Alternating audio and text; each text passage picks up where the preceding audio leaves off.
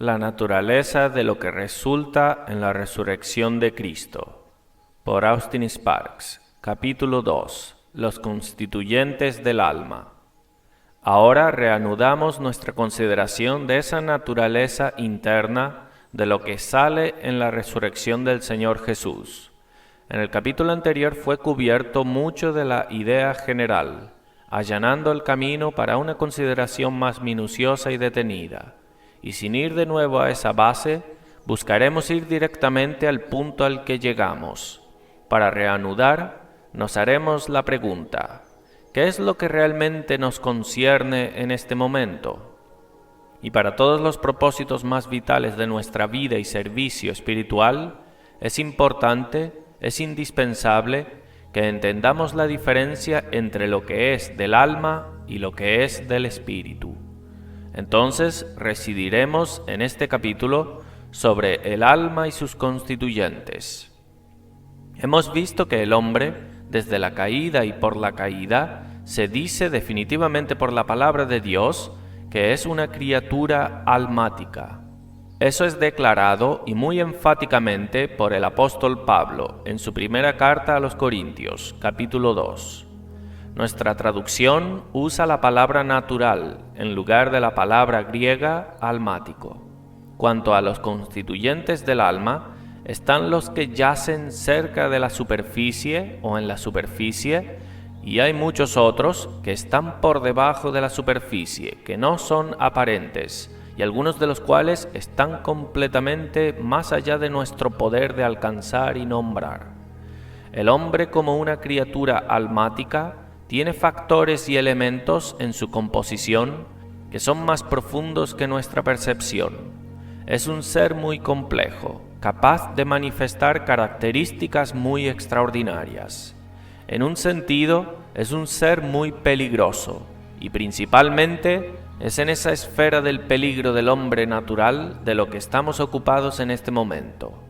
En la superficie, es muy bien conocido que la naturaleza almática consta de 3 fases o departamentos: de razón, sentimiento y voluntad. Ahí empiezas con algún estudio o consideración simple de psicología. Por detrás de eso, y mucho más profundo, hay muchas otras cosas que entran en la categoría de lo que es llamado lo oculto. Cosas más remotas que se vuelven en una base para todas tales cosas como el así llamado espiritismo y lo que es ultrafísico. Estamos bien conscientes de estos hechos. No son extraños a nuestro conocimiento, pero es importante que los tengamos en cuenta en un día en que estamos tratando con un fenómeno tan extraordinario como tanto de lo que hay hoy. Pues a menos que reconozcamos eso, confundiremos las cosas y entenderemos mal ciertas cosas por otras cosas, fallando en reconocer que ciertas cosas pueden aparecer que son de un cierto carácter, puede ser tenido por otra vía completamente. Eso es hablar un tanto de forma cubierta, pero puedes tener algo que parece mucho a una cosa espiritual que puede ser tenido por bases físicas o almáticas completamente, por motivo de esas mayores profundidades de la composición del hombre por naturaleza. Esa es solo una primera declaración por medio de poner a la vista al hombre. La segunda cosa, que ya ha sido intimada, pero que necesita ser enfatizada de nuevo, es que el hombre, como una criatura almática, no es una criatura isolada, sino que hay una alianza entre él, en su misma naturaleza, y Satanás. Dijimos que la interferencia de Satanás con la creación, por el consentimiento del hombre y por la acción del hombre, cambió la naturaleza del hombre, de ser primariamente un hombre espíritu a un hombre alma. Y esa interferencia tuvo el efecto de hacer al hombre adecuado a los fines satánicos, de modo que el hombre en su mismo ser fue adaptado a los propósitos de Satanás. Por tanto, en el mismo ser del hombre entró una decepción que ha transmitido en la constitución de la raza hasta el final. De modo que la raza entera es una raza engañada, porque la facultad del conocimiento espiritual y entendimiento cayó de la unión con Dios, en lo que es llamado muerte. Para explicar eso simplemente, si tienes en el ojo de tu mente 3 círculos, uno encima del otro, y aún cada uno topándose el uno con el otro, el de arriba espíritu, el del medio el alma y el de abajo el cuerpo, tienes el orden original. El espíritu unido a Dios, la facultad de la transmisión espiritual de Dios, que es espíritu, que es entendimiento, comprensión, conocimiento, discernimiento espiritual. Satanás no vino al espíritu, sino al alma, y lo llamó al hombre a actuar, elegir en su alma, ignorando su espíritu. Y sabes que las 3 características superiores del alma fueron usadas: razón, argumento, con que Dios os ha dicho, y el deseo, un apelo a un deseo. Los deseos eran perfectamente legítimos, pero es enteramente sobre qué principio gratificas tus deseos, cuanto a si el deseo es bueno o malo a la larga. Y después la voluntad, volición, acción, elección. Y el hombre, en el nivel de su alma, actuó contrario a lo que sabía en su espíritu, que era la voluntad revelada de Dios. Cuando hizo eso, el órgano gobernante de su ser, el espíritu, murió en el sentido de la escritura de muerte. Cayó de la unión, o fue separado de Dios, y no más era un hombre unido al Señor, un espíritu. Se volvió un hombre alma, con el gobierno del alma en vez del espíritu. Pero ese acto ha dejado que entrase la obra engañadora del diablo en su ser, y fue engañado. Y todo eso que ha provenido de él y por medio de él ha sido engañado y son engañados. Y en la misma naturaleza de la raza, por tanto, hay una alianza con Satanás, y Satanás tiene terreno adecuado para su propósito. ¿Cuál es el propósito de Satanás? El gran objetivo de Satanás es hacer todo del hombre almático, del hombre físico, establecer al hombre según su propio corazón. Dios tiene un hombre según su corazón que hará todos sus mandamientos, pero ese es un hombre espiritual. Satanás tiene un hombre según su corazón que hará toda su voluntad, y ese es un hombre físico, u hombre almático. Y el último triunfo de Satanás es el anticristo, el superhombre, un hombre deificado y adorado, que es Satanás encarnado, tomando el lugar del Dios encarnado en Cristo, una falsificación, imitación. De modo que es de primaria importancia que nosotros, como los siervos del Señor, como también hijos del Señor, veamos que el hombre alma es una mezcla de Satanás y humanidad, y que hay una alianza en la misma naturaleza del hombre. Ahora debes tener cuidado para que no digas que el hombre es el diablo encarnado. Él no lo es. La diferencia es esta: Satanás pecó en el espíritu. No hay esperanza para él, y nunca hay esperanza para nadie que peque en el espíritu. El hombre pecó en la carne. Hay esperanza para él hasta que sea iluminado, como Satanás fue, y conociendo el poder de Dios, peca en espíritu. Entonces no hay más perdón. No hay oportunidad para la salvación de Satanás, sea lo que los universalistas digan, porque ha pecado en espíritu. El hombre no ha hecho eso. El espíritu del hombre está muerto en ese sentido. El hombre está pecando en el alma y en cuerpo. Él puede pecar en última instancia en espíritu, como la palabra enseña. Sé que eso levanta preguntas difíciles, pero no es sin importancia reconocer la diferencia. Porque mientras que sea que perfectamente Satanás esté relacionado y vinculado con la misma naturaleza del hombre, el hombre no es el diablo encarnado. Hay una diferencia. El pecado del hombre en el espíritu al final será si él, con iluminación y conocimiento, elige aliarse a Satanás o elige alianza con aquel sobre quien ha sido iluminado, el Señor Jesús.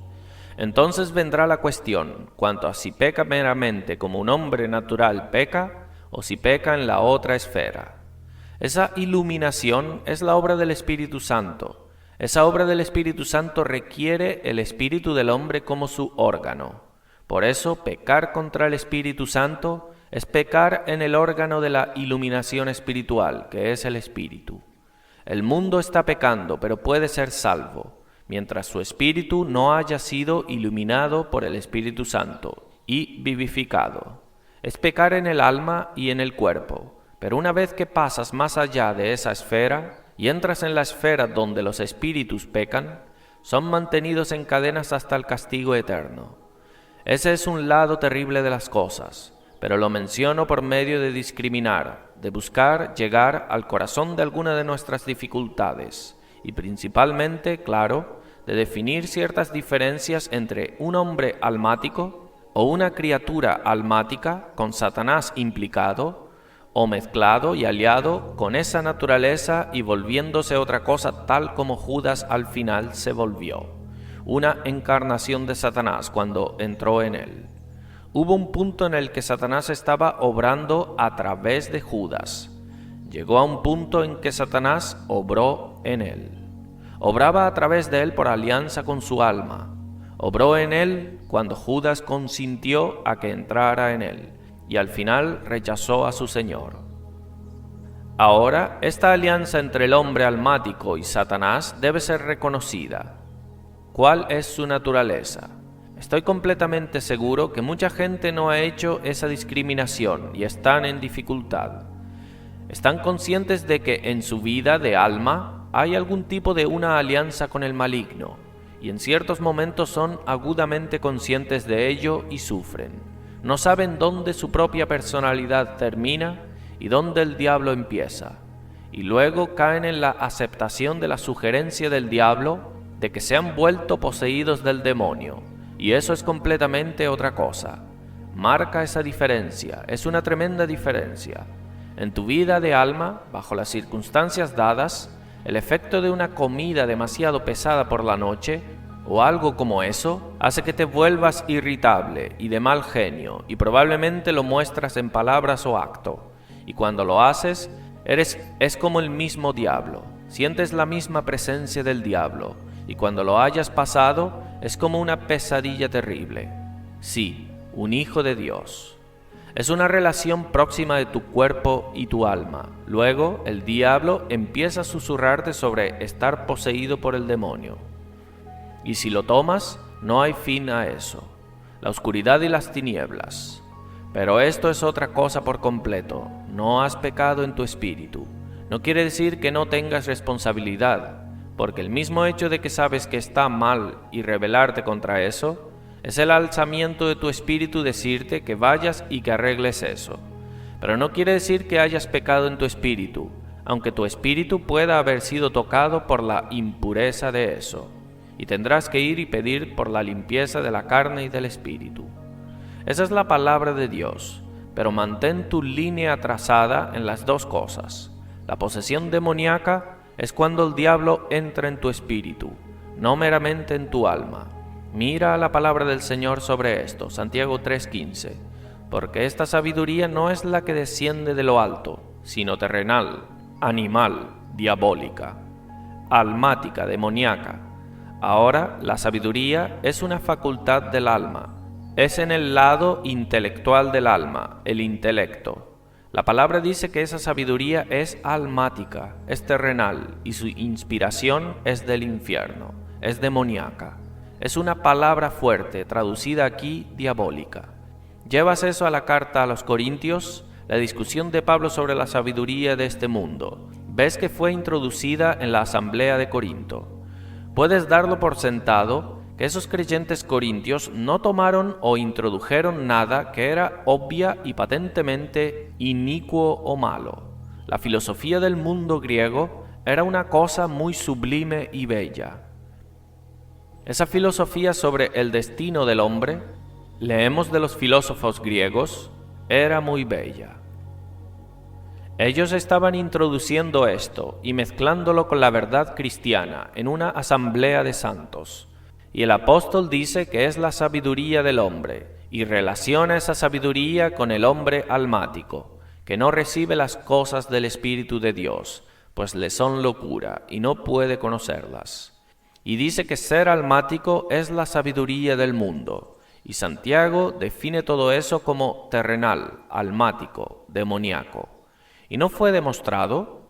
El apóstol dice a los corintios que por esa sabiduría crucificaron al Señor de la gloria, cosa demoníaca, bella. Las concepciones sublimes del hombre y su destino resultan en la crucifixión del Señor Jesús.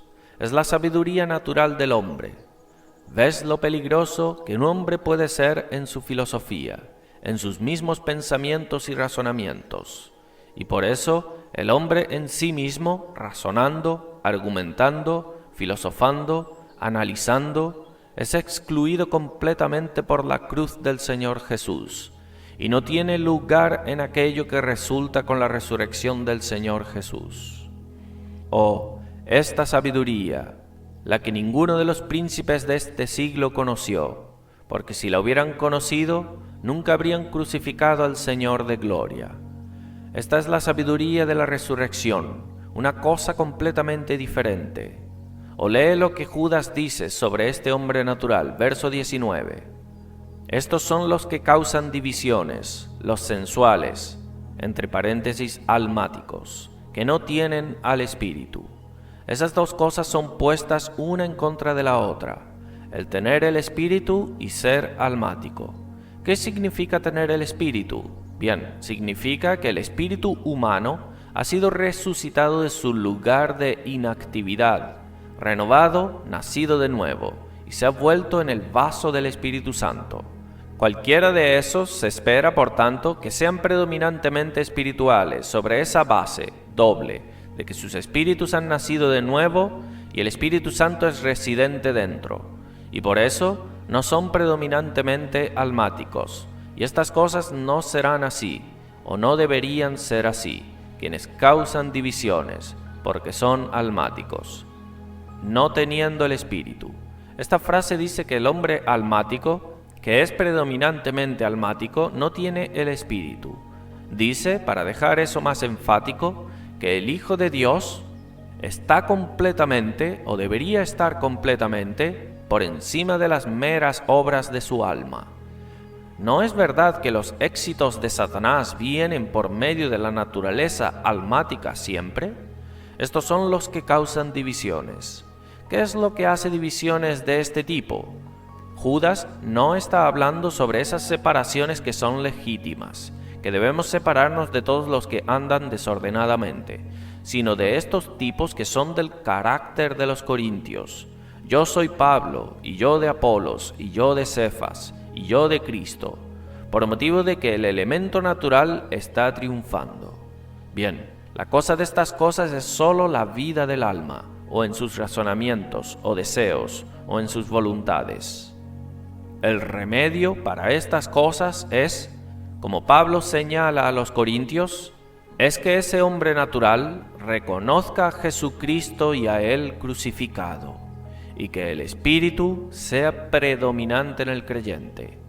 Ahora entonces eso tiene que ver con la alianza de Satanás con el hombre natural en su naturaleza. Luego, cuanto al alma, siendo renovada por el Espíritu renovado. Esta es la base de engaño y obras falsas. Cuando el alma no es gobernada por el Espíritu renovado, esa es la base para toda la obra engañosa de Satanás y todas las obras falsas del hombre. Cuanto al incrédulo, eso se aplica primeramente. La palabra es, por cuanto no recibieron el amor de la verdad para ser salvos. Por esto Dios les envía un poder engañoso para que crean la mentira, a fin de que sean condenados todos los que no creyeron a la verdad, sino que se complacieron en la injusticia. Y observa que sigue esto, cuyo advenimiento es por obra de Satanás, con gran poder y señales y prodigios mentirosos, y con todo engaño de iniquidad para los que se pierden, por cuanto no recibieron el amor de la verdad. Segunda Tesalonicenses 2, del 10 al 12. Por tanto, en el alma incrédula es la base de engaño y obras falsas. ¿Y cuál es la naturaleza del engaño? Un gran obrar de error, engaño. Bien, nunca sería un engaño capturar al incrédulo a menos que fuera un engaño. Quiero decir, si éste entra en este camino, con poder y señales y prodigios mentirosos, tan abiertamente así, ningún ser racional lo aceptaría. necesariamente debe ser mediante un gran engaño, decepción, que debe ser una imitación, una representación de Cristo, anticristo, poniéndose en contra de Cristo, pero imitando a Cristo.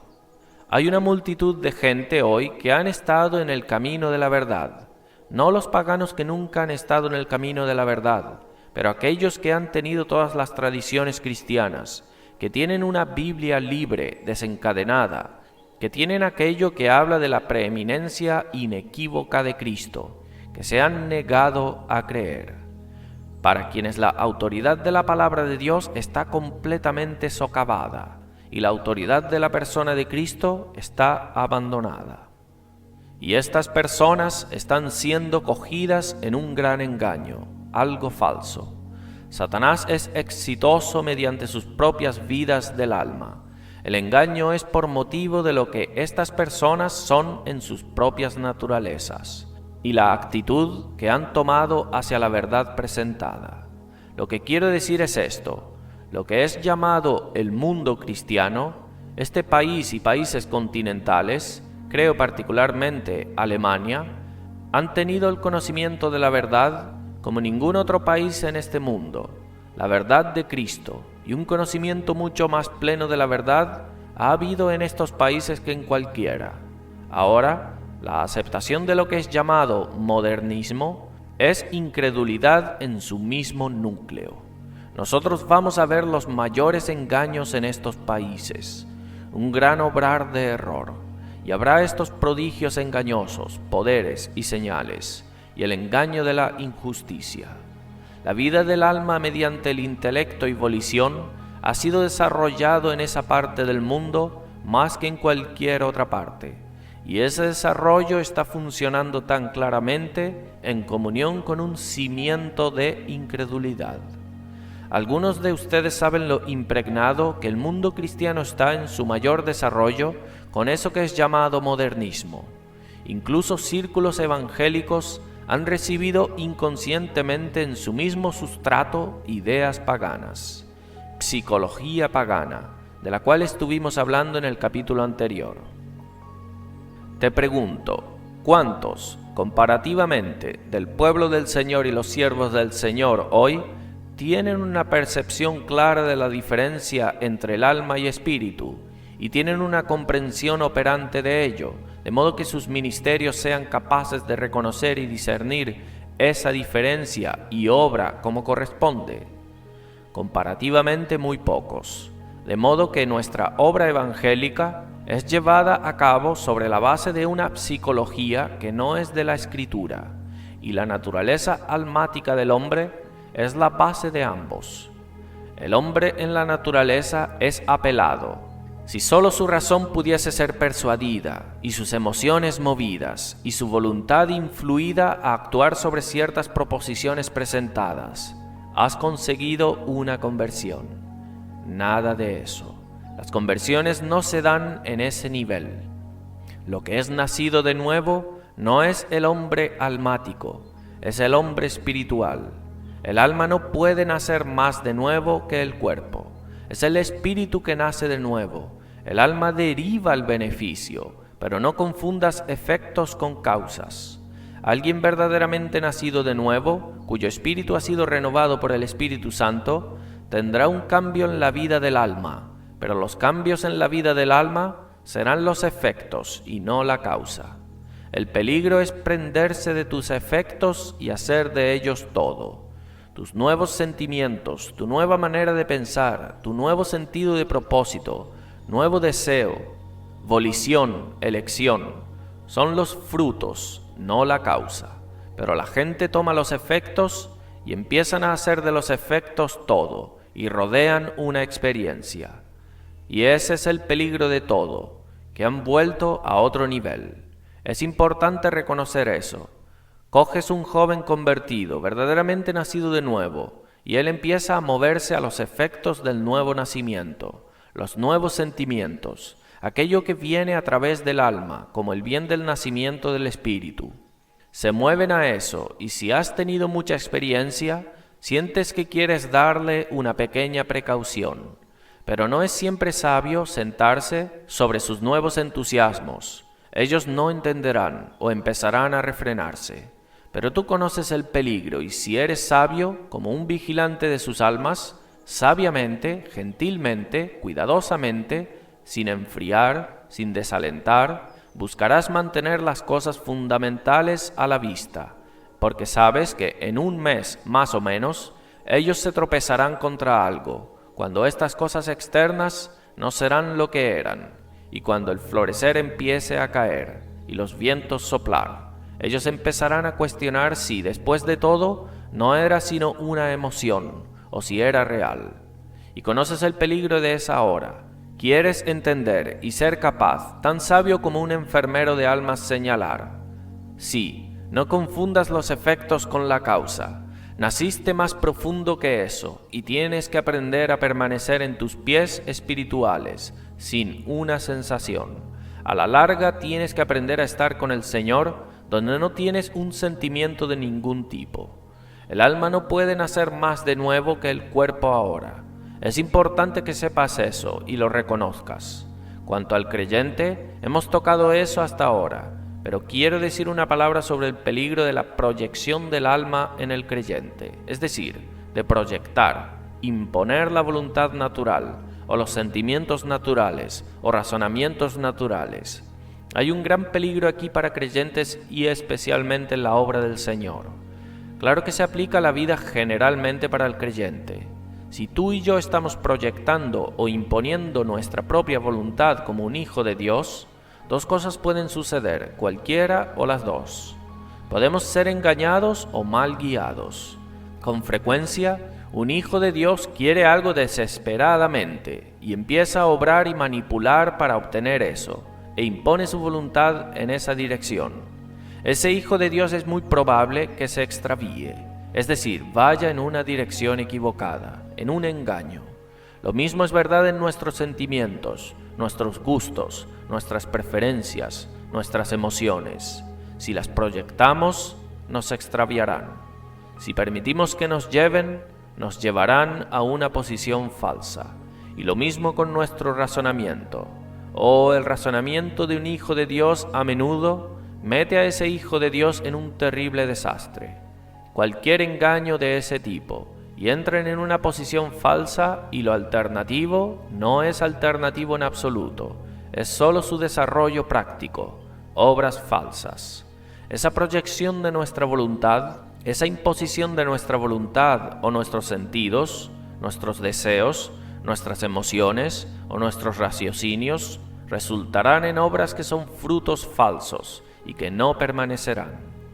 Pueden ser obras para el Señor, pero al final se demostrará que no es la obra del Espíritu, sino nuestra obra. Eso es en la vida. Debemos tener mucho cuidado en nuestra obra, especialmente en el asunto de la predicación, que esta proyección del alma no vaya más allá del gobierno de nuestro espíritu bajo el Espíritu Santo. Es una de las cosas más reales, esta diferencia.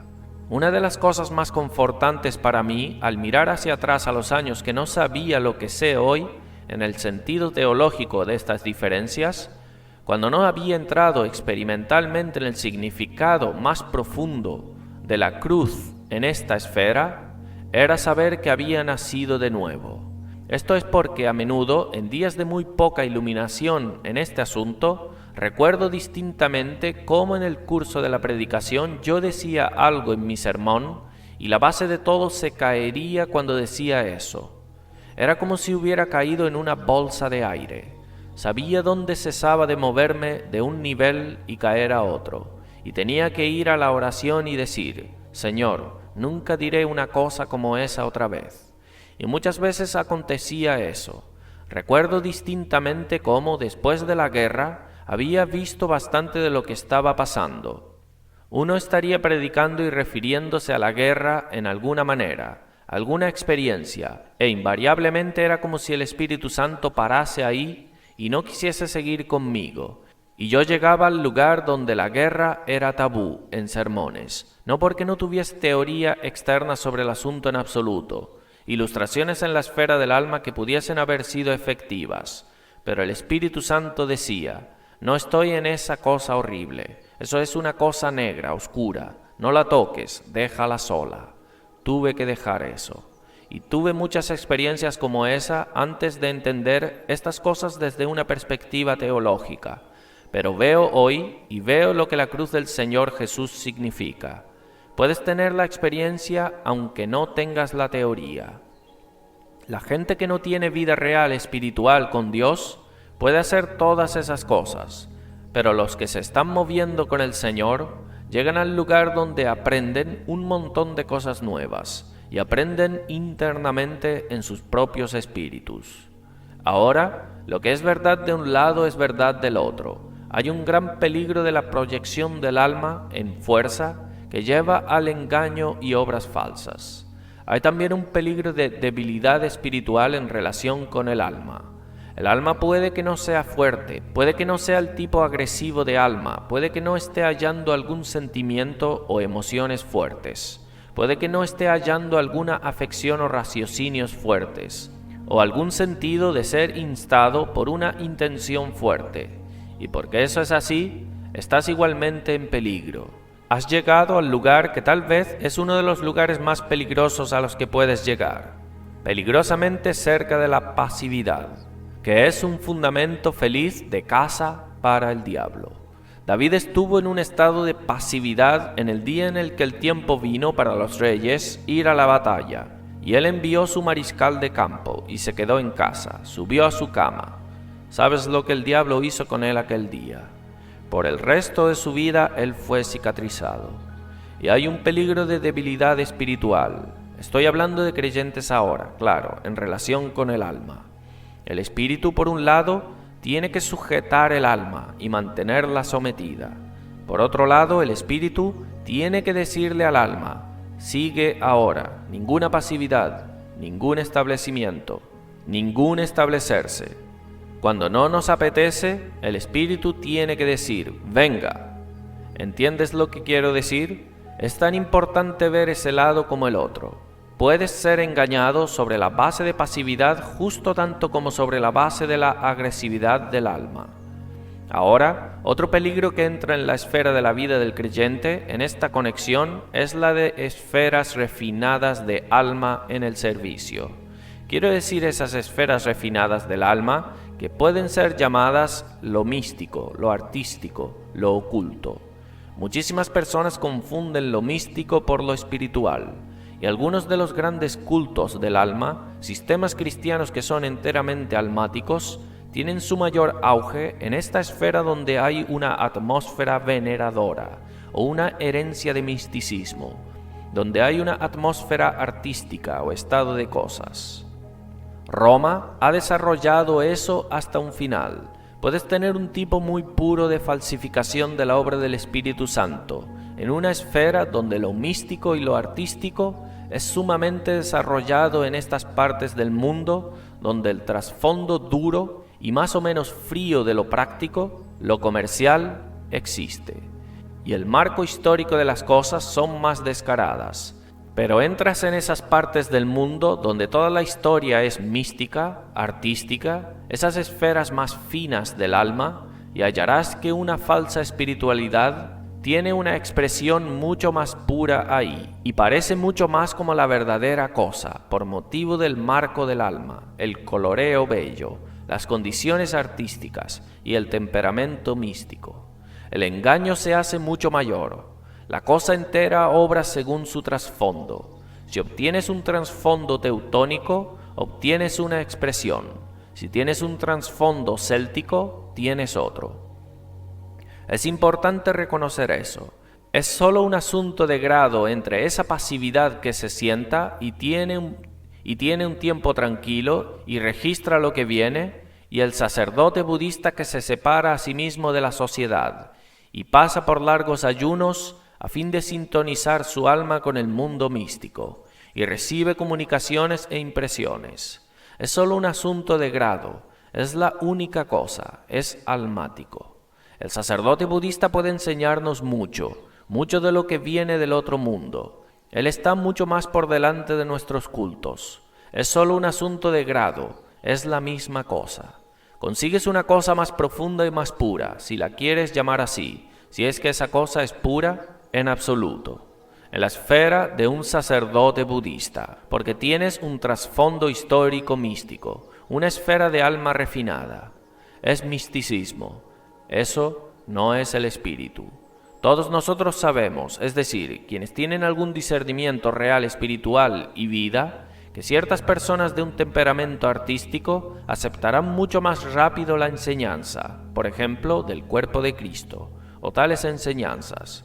La aceptan, responden a ellas, las asumen, pero sabemos que ellas están usando fraseología. Tienen ideas, pero nosotros sabemos que no están en el bien de la cosa en absoluto. El alma, en un estado refinado, puede apreciar de una manera estas cosas y parecer recibir y asumirlas. Y ese es uno de los mayores peligros de la Iglesia de Cristo, que hay toda una diferencia entre una comprensión espiritual o de espíritu, bajo el Espíritu Santo, y esa habilidad de un alma mística refinada de apreciar ideales y pensamientos elevados. Ahora cierro con esto. Es fácil llegar al alma mediante los sentidos, mediante oír, mediante sentir y así por delante. Es imposible que alguien, excepto el Espíritu Santo, por la palabra de Dios, llegue al Espíritu mediante el alma. Esa es la obra del Espíritu de Dios por la palabra de Dios. Y así Hebreos 4:12 lo deja perfectamente claro, porque la palabra de Dios es viva y eficaz, y más cortante que toda espada de dos filos, y penetra hasta partir el alma y el espíritu, las coyunturas y los tuétanos, y discierne los pensamientos y las intenciones del corazón. Esa es la palabra de Dios en las manos del Espíritu Santo. Es eso, y solo la palabra de Dios en las manos del Espíritu Santo puede hacer eso. Nada más puede hacer eso. Si una predicación de Cristo está sin la palabra de Dios en el poder del Espíritu Santo, alcanzará el alma, pero no alcanzará el espíritu. Los resultados que pueden parecer dar no es ningún criterio en absoluto, es lo que lo hizo. ¿Lo hizo la palabra de Dios en el poder del Espíritu Santo? Dale a la palabra de Dios un segundo lugar, un lugar menor, y no tendrás el medio de efectuar la obra esencial de alcanzar el Espíritu. Penetra hasta partir. La palabra griega no significa separar los dos, significa entrar en medio de los dos y hallar donde uno empieza y el otro termina. Coyunturas y tuétanos. Es una ilustración de eso. Hasta que el primero para disecar el cuerpo humano no ponga su cuchillo en el hueso, probablemente todos pensaban que los huesos eran huecos, pero hallaron que había algo dentro del hueso, y podías llevar el cuchillo entre el hueso y tuétano. El Espíritu Santo toma eso y dice que hay algo que nadie conoce excepto ese cuchillo, y esa es la palabra de Dios por el Espíritu Santo. Y Él solo puede hallar lo que hay ahí y tocar eso, y es capaz de entrar en medio de esos dos y mostrar la diferencia. Y solo el Espíritu Santo con la palabra puede hacer eso. ¿Ves la necesidad de tres cosas? Primero, que el Espíritu Santo tiene su instrumento, que es el espíritu renovado del siervo del Señor. En segundo lugar, que el siervo del Señor tenga el Espíritu Santo, y obre y predique en el poder de Dios, el Espíritu Santo, enviado del cielo. En tercer lugar, que la palabra de Dios sea el medio usado. Oh, hay una virtud maravillosa al usar la palabra de Dios en el poder del Espíritu. Llega a una parte donde nada más llega. Ahora, pide al Señor que te muestre el significado de estas cosas.